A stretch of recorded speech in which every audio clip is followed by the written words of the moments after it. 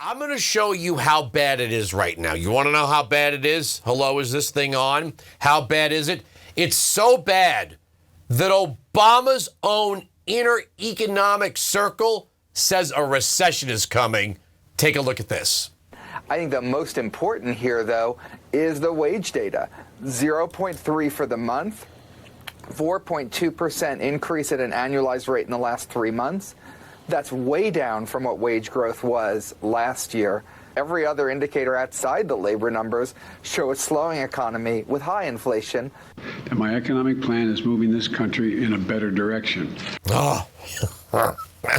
If Biden thinks that, let's follow up how he ended that press conference today.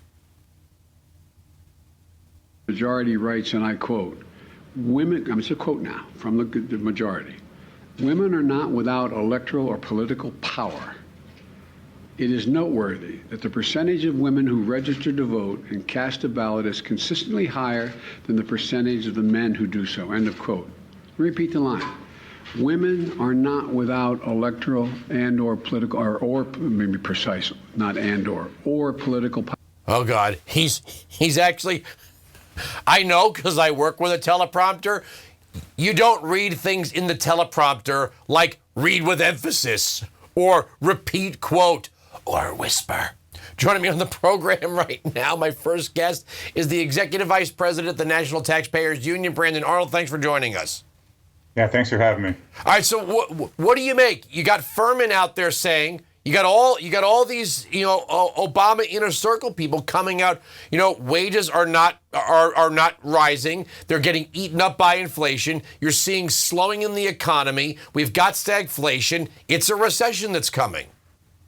Yeah, I don't do this a lot, but I have to agree 100% with Furman here. He's absolutely right. The biggest numbers coming out of the jobs report today is not the 372,000 jobs created, but the 5.1% annualized job growth, wage growth.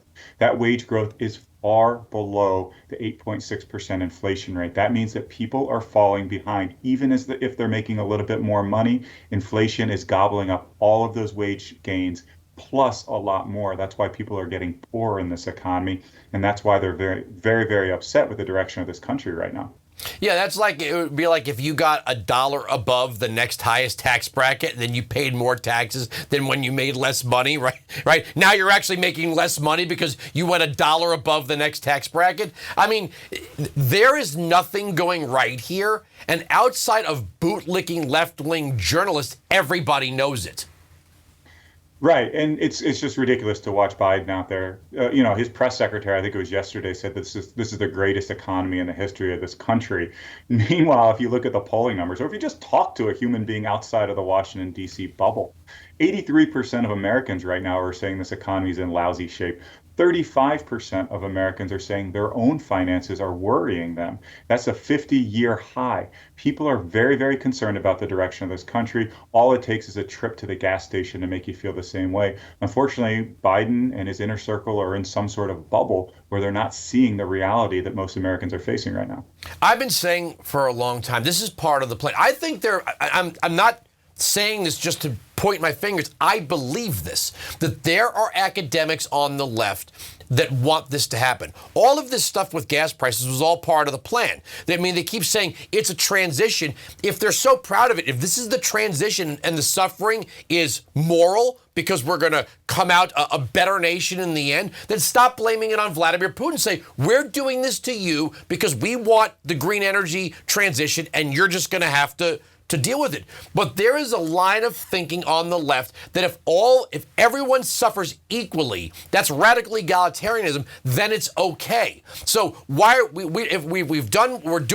do away with the progressive tax code and all that stuff once we get everyone into an equal level of suffering and dependence on government. And I think there are people that are in Ron Klain's ear and they believe this stuff. I don't think this is happening by accident.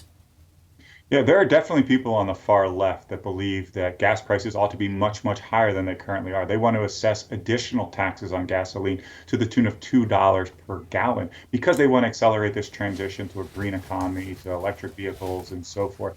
I don't know if those are in the ear of Ron Klain and others in the Biden circle or not, but they are certainly out there, and they're rattling their sabers right now and wanting more Americans to suffer. Listen, most of those people are probably making well into the six figures, and they can afford a little bit of a bump. Yeah, but they're the important elite people, right? I mean, like right now, there's a drought in California. Guarantee you, all the swimming pools in Hollywood are full. You know, this is sort of, you've had it too good. The American consumers had it too good, and we deserve to suffer like everyone else. And now we're hearing. I keep watching these polls about perception, and the sort of sneering is, well, unless you're starving, your perception is wrong. Well, okay, fine. I'm not starving. Is it harder to fill up the tank? Sure. Do I look at the grocery bill and go, oh my God, I'm paying way more? No, I'm not starving. But that doesn't mean I don't have that I am not right to diagnose what is going on in this country and look at people who really are suffering and going, we need to change this or it's going to get worse.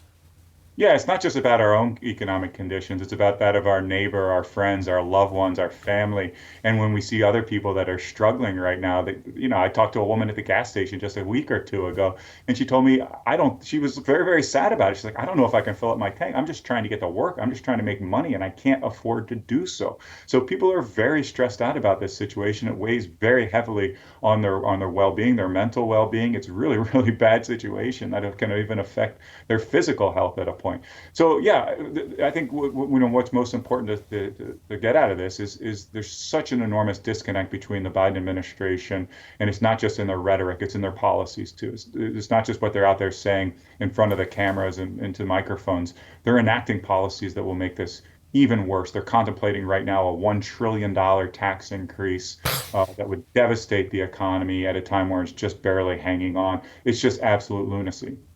And again, to that perception thing, look, I'm not on a fixed income, right? I'm still working. But people that are on fixed incomes, they are suffering. I don't have to be suffering like them to see their suffering and not want them to suffer.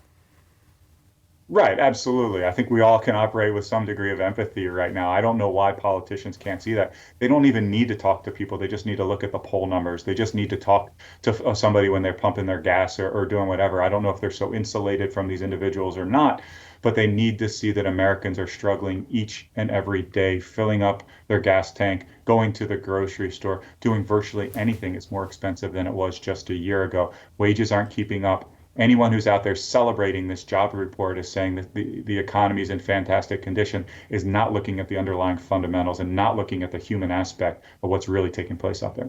Yeah, and there's also a bit of seasonal hiring, right? We know that there's always an uptick in hiring right before the summer and right before the holiday season. You see department stores, you see delivery services, you see all sorts of jobs that are created for the short period. I want to see what it's going to look like in the next quarter. That's probably what is going to be, the truth teller just before the midterm election.